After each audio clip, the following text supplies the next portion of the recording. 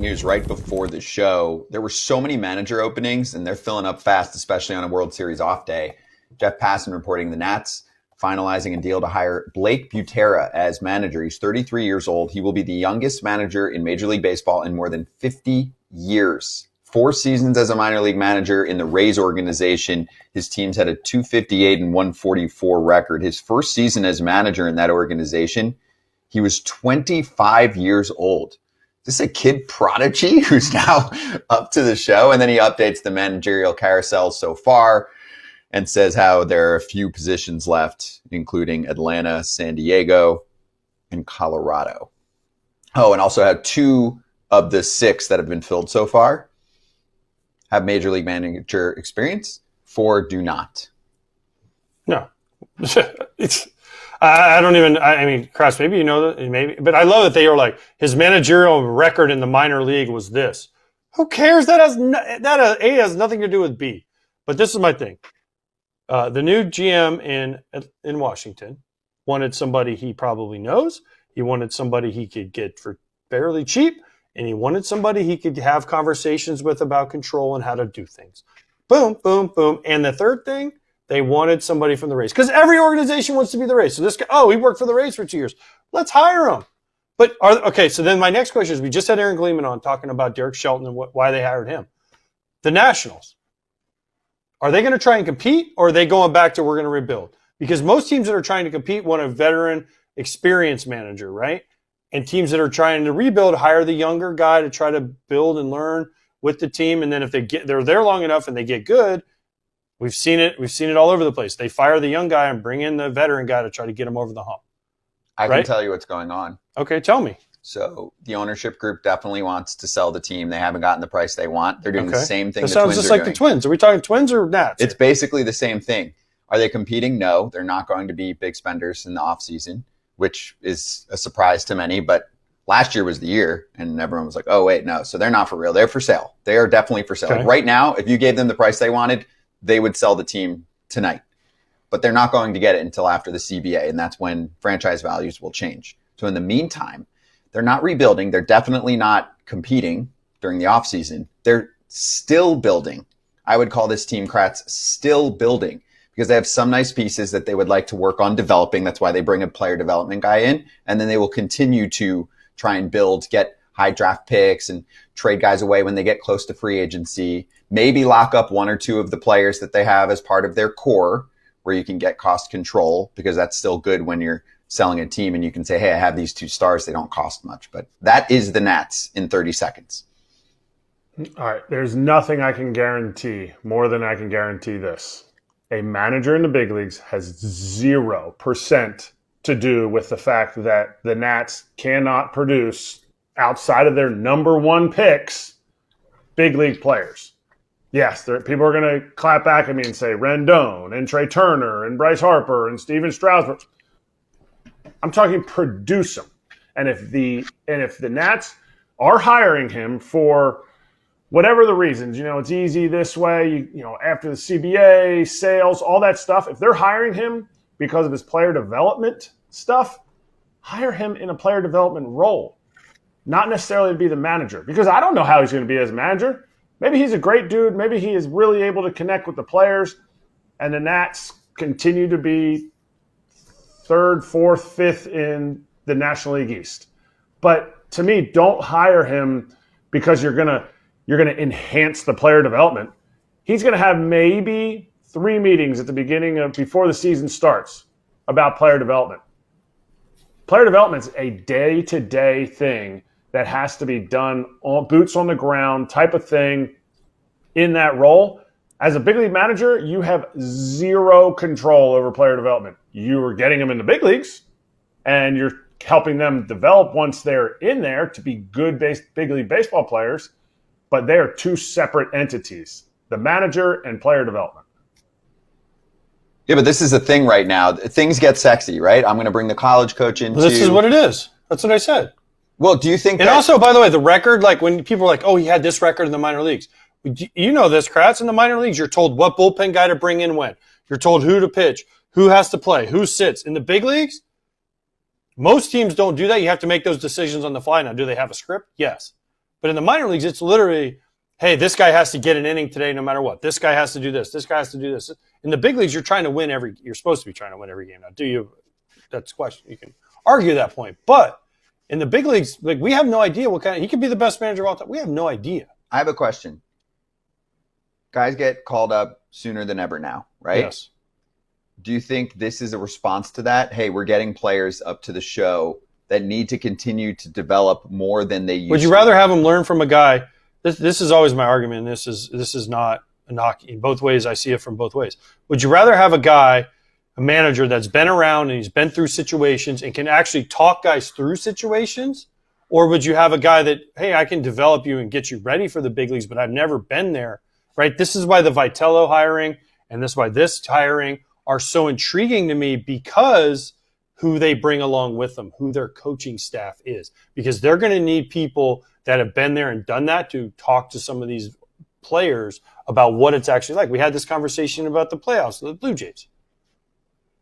Until you've lived it, you can't explain it to somebody. Until you've done it, you can't explain it. So this manager cycle has been fascinating, because there's all these guys that haven't really done it and they've never been managers or coaches at the big league level. So I wish them all luck. We'll see how it goes. But for the most part, this guy doesn't work out. Right. This situation. Give me an This example hire where it hasn't did. worked. I Give me an can't. We example tried where it early. did. Yeah. And I am not, believe me, you've heard all my conspiracies. I love thinking outside the box. I love, well, why is this going to work? What does he do that's going to bring a Nats team to the brink of the playoffs, to, enhance their season by 10 wins? What is an example previously? Because if you go too far outside the box, you're not even participating in what's going on in the box that everyone else is in. I need an example of why this will work, or like where it has worked before. And people will say, well, Theo Epstein was the youngest general manager ever, and look what he's done. You're right. Absolutely. I'm not talking about the youth. I'm talking about the overall package of inexperience and the youth and just the respect level of what he's jumping into. This episode of FT is brought to you by Huel. Cheers. Cheers. We got a new Huel edition here, the Daily Greens. I've got blueberry, lemon, and thyme. You've got? I got myself peach and hibiscus. I love peach. This is delicious. Fuel for the go, man. And this is really good for your body. It's really good for your systems. Anything that has greens in it, especially from Huel, is pretty fantastic. This will get you going, a little energy, a little boost, and keep your insides feeling well too. Yeah, developed by registered nutritionists and dietitians. Huel vitamins, minerals, and superfoods. Only 25 calories, 4 grams of fiber, only 1 gram of sugar. That's the goods. Of course, we still love the Huel Black Edition. I got chocolate peanut butter. How you doing? Strawberry banana is delicious. Let's go. Huel makes healthy eating simple. They also just launched into Target stores nationwide. Try both products today with 15% off your purchase for new customers with the exclusive code FOUL at Huel.com/foul. Use that code and fill out the post-checkout survey to help support the show. What's old is new again. So Aaron covers the Twins, as you all know. He's been on with us quite a bit. Covers the Twins for The Athletic, also Gleeman and The Geek, the great podcast covering the Minnesota Twins. He's already done plenty on this topic, but now it is time. It is a World Series off day. Aaron, good to see you, and let's get your initial thoughts on Derek Shelton returning to the team after previously being on the coaching staff with Rocco Baldelli and being the next manager of Minnesota. I mean, I think it's sort of predictable. I think this is sort of the moment they fired Baldelli, which I think was kind of a long time coming by the time they did it.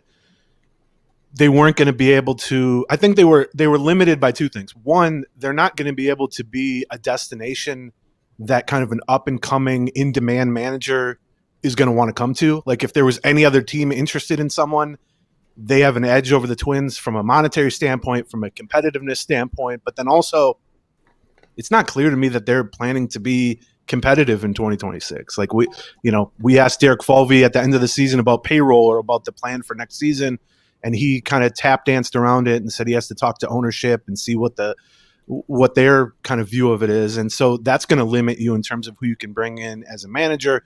So you add all that up, and the familiarity, like you said, not only was Shelton on Baldelli's staff as the bench coach in 2019, which is one of the most successful seasons the Twins have had. He was actually the year before that on Molitor's staff before they fired Paul Molitor and replaced him with Baldelli. And he finished if not runner-up, he was one of the finalists in 2019 when the job went to Baldelli. So the level of familiarity that they have with Shelton, and he's a very well-liked guy across baseball, as far as I've been told. And I think within the Twins too, they're just very comfortable. Now, my question would be, why are you kind of leaning into familiarity and the status quo at a time when the organization as a whole is trending very quickly in a bad direction? Aaron, I mean, this sounds like Baldelli part two. I love Rocco and I love Derek Shelton. I've known Derek Shelton for a long, long time, and I think he's a great guy. But he just got fired by the Pirates. Okay, no, not a knock on him, but he got fired by the Pirates not that long ago because he wasn't doing the right thing to help them develop to the next level.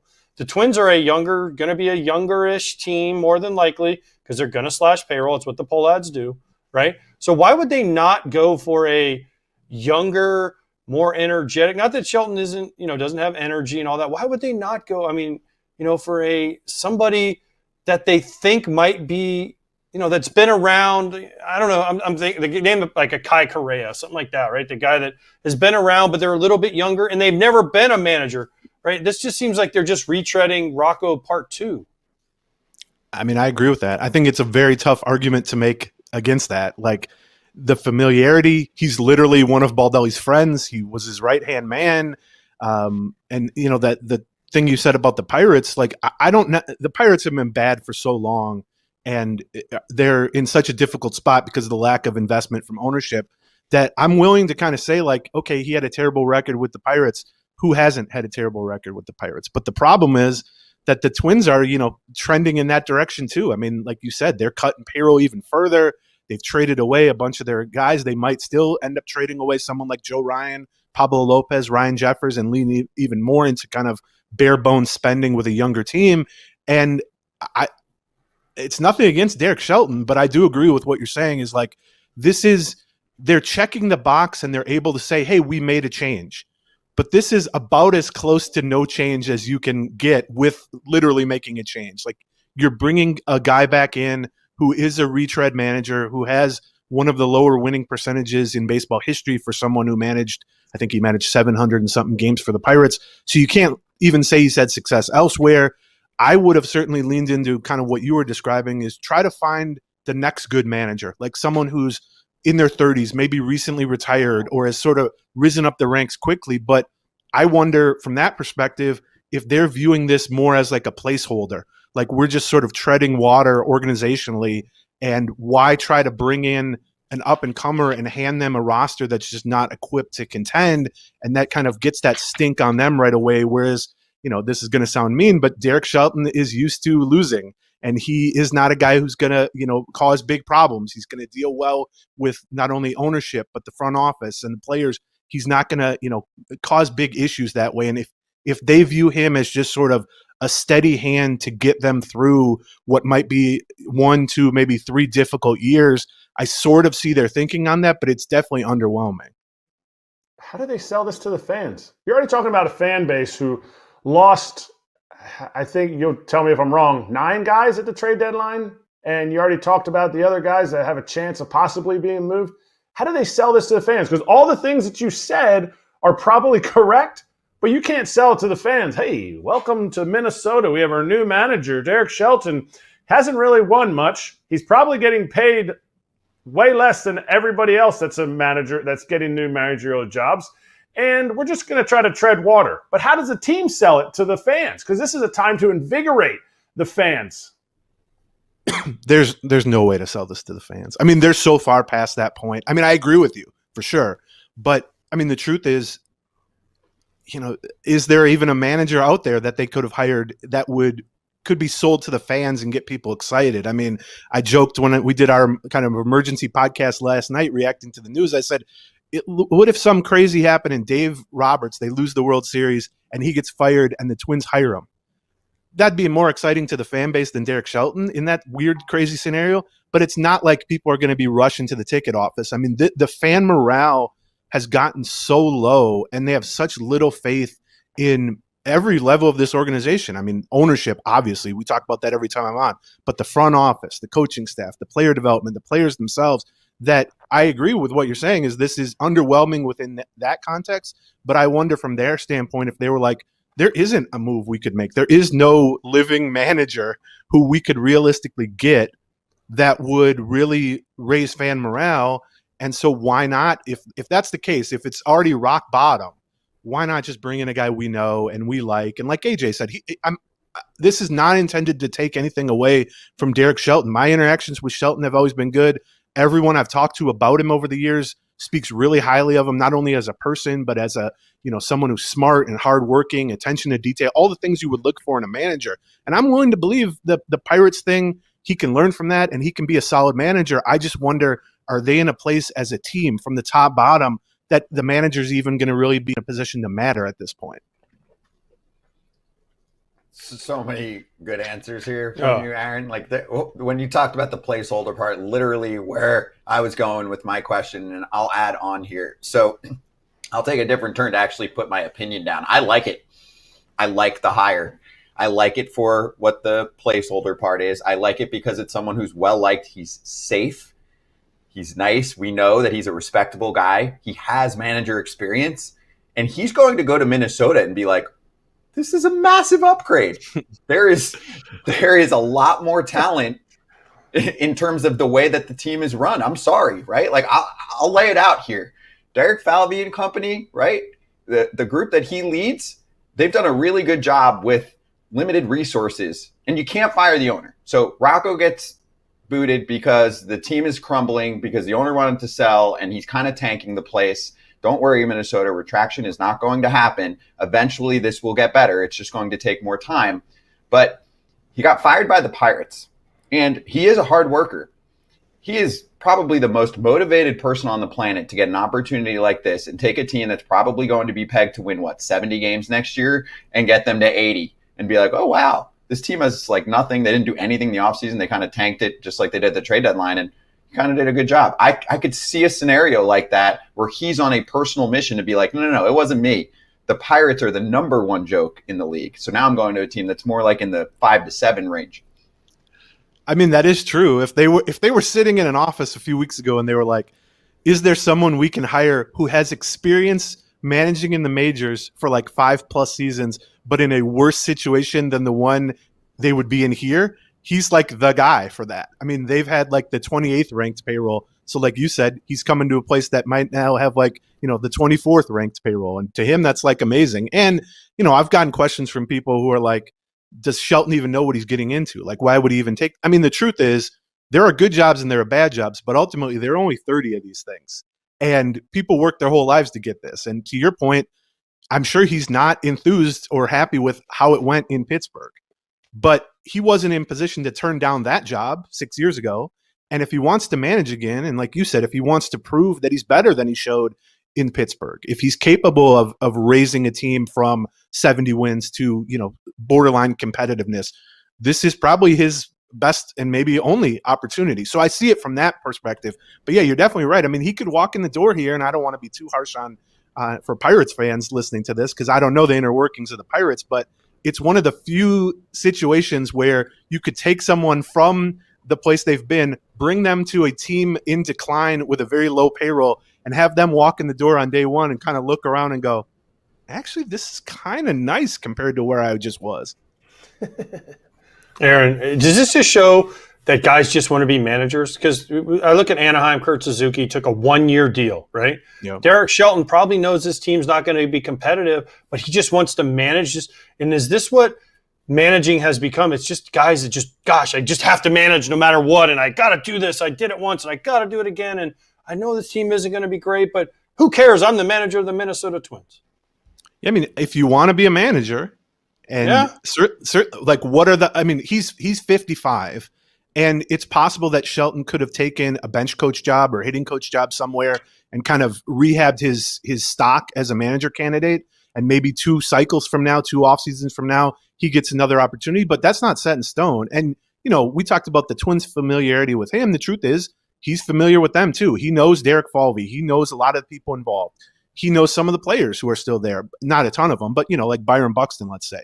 And from his perspective, if he wants to manage and he wants to manage this year or next year, this is probably his only opportunity. And he doesn't know what the future holds in that regard. And, like I said, there's 30 of these things. And there's going to be people who would, kill to have these jobs. And you add in the extra motivation where he took that job and was, I'm sure, very excited to get his first managing gig in 2020 with the Pirates, and it goes, south pretty quickly. And now he wants to show that he can do it. Yes, it's a tough spot, but if you want to be a major league manager and you're not like, Albert Pujols, let's say, where just your name recognition alone and what you've done as a player just opens doors for you, you're going to have kind of limited opportunities, and you're going to have to take what's offered to you. And I think it's a very difficult spot. On the other hand, if they go 81-81 next year, he might get some manager of the year votes just because no one expects them to do absolutely anything, particularly if the offseason plays out kind of how I expect it will, which is some more trades of veterans. Bingo. And that's what I want to get to next. So 2 fan questions here. One I think is a quicker one. I'll just ask you quick and then I'll get you my next one. So Ryan asked, was Torrey Hunter considered? Do you know? Did you hear about him specifically? So my understanding is that he never formally interviewed. He has been more on the Angels side than the Twins side, although I've seen Torrey over the last few years in the clubhouse and around the Twins a little bit. I don't know if it was his lack of interest, their lack of interest, both. But yeah, he was never, I don't think, viewed as a serious candidate, or at the very least, he never was part of the formal interview process. Okay. And then last one, which is a lengthier question. Armand asks, percentage chance of them trading Joe Ryan, Pablo López, and Byron Buxton, and if you can, mix in one of your latest articles about some specific needs they have, which will be very telling in terms of if the poll ads give any sense about this team at all. Yeah. Well, I mean, Buxton's got the full no trade clause, and he's been pretty steadfast in his loyalty to the Twins. He says, there was a reason I requested the no trade clause. I want to finish my career here. My family likes it here. I do wonder at some point, he's shown incredible loyalty to them, but everyone's got a limit. And if they keep shedding payroll and shedding talent and just go into a multi-year rebuild, he's going to be 32 next year. Does he, does his loyalty change at all? Or is he just so steadfast in wanting to remain with the Twins? I think that's an interesting question. He's always answered it, I don't want to go anywhere, but who knows if that changes. In terms of Ryan and Lopez, I'm of the opinion since the trade deadline that that's just inevitable. To me, you don't do what they did at the trade deadline in terms of trading players, trading talent, shedding future salaries, and then stop in the middle. And, Pablo Lopez in particular is going to make $21.5 million for each of the next 2 years, and they might only have a $110 million payroll. And the team, are you wasting sort of the 2 years, valuable years of a frontline starter, and particularly with Joe Ryan, who's going to be even cheaper and is coming off an all-star year? If you've already done half of the rebuild, if you've already done half of a fire sale, I just have a hard time assuming that they're going to halt it at that point. And then, like you said, I wrote a couple days ago, the Lopez and Ryan situations, if they trade them, obviously they're not trying to be competitive in 2026 or probably 2027.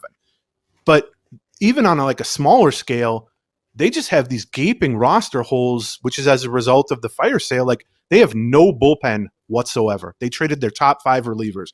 If you look at their first base DH situations, which is the easiest spot to find a big veteran bat, they have nothing. I mean, Cody Clemens was their first baseman down the stretch, and I'm not trying to be mean to him, but he was a waiver claim, and he's kind of a bounce around guy.